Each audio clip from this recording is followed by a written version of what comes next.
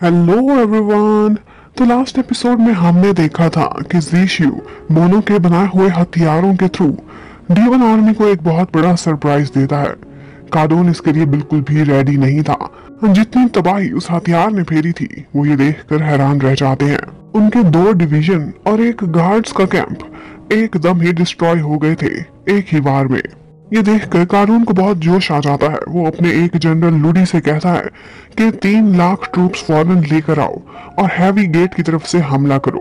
वो फौरन से अपने घोड़े पर बैठकर इस ऑर्डर पर अमल करने चला जाता है। उसके बाद वो अपने दूसरे जनरल योजिया को कहता है कि एक गेट पर इधर से हमला हो रहा है, तुम दूसरी तरफ से गेट पर हमला करो। शायद उधर डिफेंस काफी वीक होगा, हम उधर से एंटर होने में कामयाब हो सकते हैं। एक्चुअली इतनी तबाही के बाद कार्डून को अपनी इंसल्ट फील हो रही थी। वो बस उनको हराने के लिए बेताब हुए जा रहा था। अब योजिया उसके ऑर्डर्स के अकॉर्डिंग अपने सिपाही लेकर दूसरे गेट की तरफ चला जाता है। दूसरी तरफ हमें उसी पिंक हेयर वाले जनरल यू लिन का कैंप दिखाते हैं जिसका एक बाजू ज़ीशियू ने काट दिया था।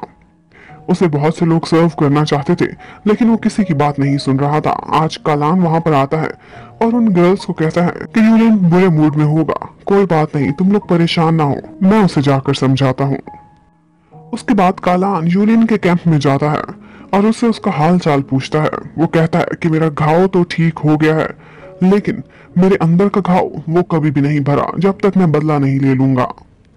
लेकिन कालान उससे कहता है कि इतनी जल्दी करने की कोई जरूरत नहीं है, थोड़े दिन और वेट करो और प्रैक्टिस करो, अपनी बॉडी को एक बाजू के साथ यूज टू करो, प्रैक्टिस करो, उसके बाद युद्ध में भी चले जाना, कोई जल्दी नहीं है। यूलिन बहुत बेचैन था। कहता है कि पाई सिटी पर हमला हो रहा है, काडून खतरे में हो सकता है क्योंकि आगे डिफेंस में और कोई नहीं बल्कि ज़ीचुआन का टाइगर स्टर्लिंग खड़ा है। कालान उसकी बातें सुनते हुए मजे से फ्रूट खाता है और कहता है तो अच्छी बात है ना, वो हार ही जाए, मैं तो बहुत खुश हूँगा क्योंकि वो डैड की नजरों में नीचे गिर जाएगा और मेरे पॉइंट्स ऊपर जाएं, उसके पॉइंट नीचे जाएं, इसी में ही तो मेरा सियासी फायदा है। कलान को अपनी डीमन आर्मी की नहीं फिक्र थी, सिर्फ फिक्र थी तो अपनी पोजीशन की, और वो पूरी कोशिश यही करता है कि यूलिन भी उसी की साइड पर रहे। और वो उसे शांत कराकर कहता है कि अभी तुम्हें कोई भी स्टेप लेने की कोई जरूरत नहीं, ना तो किसी को एडवाइस करो और ना ही कहीं जाओ, जहां बैठे हो वहीं पर बैठो और अपनी प्रैक्टिस करो। जब टाइम आएगा तुम्हारी स्किल्स शो करने का तो मैं तुम्हें जरूर बताऊंगा। और फिर जाते जाते मुड़कर उसको कहता है कि अगर तुम आज बैड मूड में हो तो ये याद रखना कि गुस्से और इमोशंस में बह जाना सबसे डेंजरस चीज होती है, इसलिए तुम्हें काम डाउन रहना है। तुम्हारा एक बाजू कट भी गया तो क्या हुआ, तुम हमारे लिए वही डिग्निफाइड यूलिन हो, हमारे प्यारे जनरल। कभी भी ये मत सोचना कि तुम डिसेबल हो गए हो। डिसेबल तुम माइंड से होते हो, बॉडी से नहीं। अगर तुमने खुद को नीचा सोचा तो उसी दिन तुम एक क्रिपल्ड इंसान बन जाओगे। उसकी ये बातें यूलिन को थोड़ी हिम्मत दिलाती हैं और उसे ऐसा लगता है कि जैसे अब वो यूजलेस नहीं है। दूसरी तरफ हमें युद्ध का सीन दिखाते हैं। अब स्टर्लिंग वाले गेट की तरफ से भी हमला हो चुका था। बहुत से डीमन आर्मी के सिपाही उनके गेट से एंटर होने की कोशिश कर रहे होते हैं। वहां पर स्टर्लिंग उनका मुकाबला कर रहा था और जैसा कि स्टर्लिंग का टाइटल था ज़ीचुआन का टाइगर, वो वाकई एक टाइगर की तरह उन सारों का मुकाबला करता है। और सिर्फ इतना ही नहीं, वो अपने सिपाहियों को भी हिम्मत दिलाता रहता है। लो जाए भी आज स्टर्लिंग के साथ खड़ा हुआ था। यहाँ पर बहुत अच्छे सिपाही थे और वो बहुत अच्छे से फाइट कर रहे होते हैं।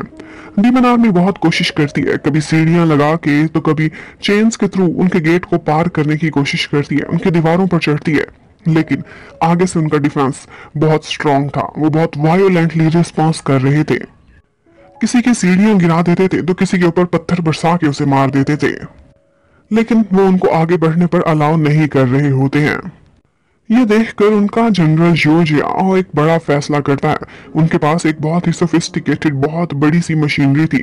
वो उस मशीनरी को आगे लेकर आते हैं उनके डोर गेट के पास और उसी डोर गेट को तोड़ने की बार बार कोशिश करते रहते हैं। अंदर से ह्यूमन के सिपाही वो डिफेंस करने की पूरी कोशिश कर रहे होते हैं, लेकिन सुबह से शाम हो जाती है।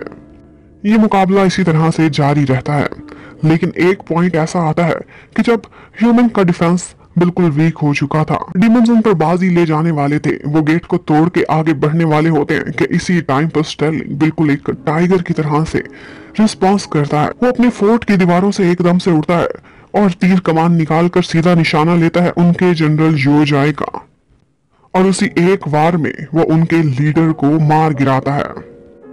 वो ये बात अच्छे से जानता था कि अगर जनरल ही ना रहे तो फौज क्या करेगी। उनके जनरल को मारा देखकर उन सारे सिपाहियों का मोराल डाउन हो जाता है। स्टर्लिंग ने एक बहुत बड़ा स्टेप लिया था, इसमें उसकी अपनी जान भी जा सकती थी, शायद इसीलिए उसे ज़ीचुआन का टाइगर कहते हैं।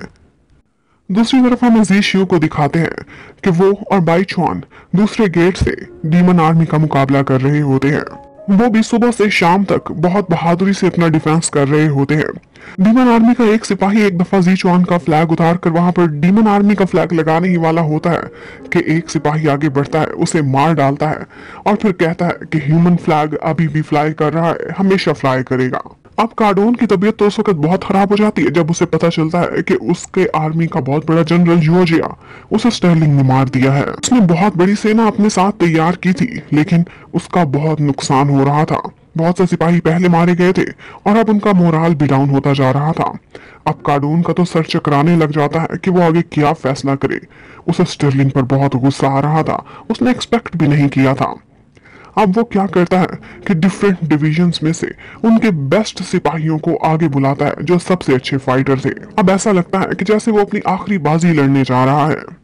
लेकिन एक फर्क था, वहां से जी शियो और स्टर्लिंग फ्रंट रो पर लड़ रहे थे, लेकिन कार्डोन वो तो पीछे खड़ा डरता ही रह रहा था, बाकियों को आगे भेज रहा था। अब दोबारा बहुत से सिपाही जी शियो वाले गेट से हमला कर देते हैं। वो सीढ़ियां लगाकर ऊपर चढ़ रहे होते हैं। आगे से बाई चुआन, जी शियो और उनके सिपाही उनका मुकाबला करते हैं। जैसे जैसे कोई ऊपर आता है वो उसे मारते चले जाते हैं। लेकिन इसी टाइम पर जी शियो का एक बहुत प्यारा फ्रेंड जिसका नाम वूजी था, वही जिसने लास्ट टाइम ह्यूमन का फ्लैग नीचे नहीं गिरने दिया था, वही इस लड़ाई में बहुत ज्यादा घायल हो जाता है। जी शियो उसे जख्मी देखकर एकदम तड़पता है, उसे पकड़ लेता है और जी शियो उसको बुलाता रह जाता है, लेकिन वो उसकी गोद में उसकी आंखों के सामने जान दे देता है। और यही वही ये पार्ट खत्म होता है। जब तक उसकी सांसों में सांस थी उसके हाथ में कंट्री का फ्लैग रहता है। और यहीं पर ही ये पार्ट खत्म होता है। Thank you for watching, stay connected, bye bye.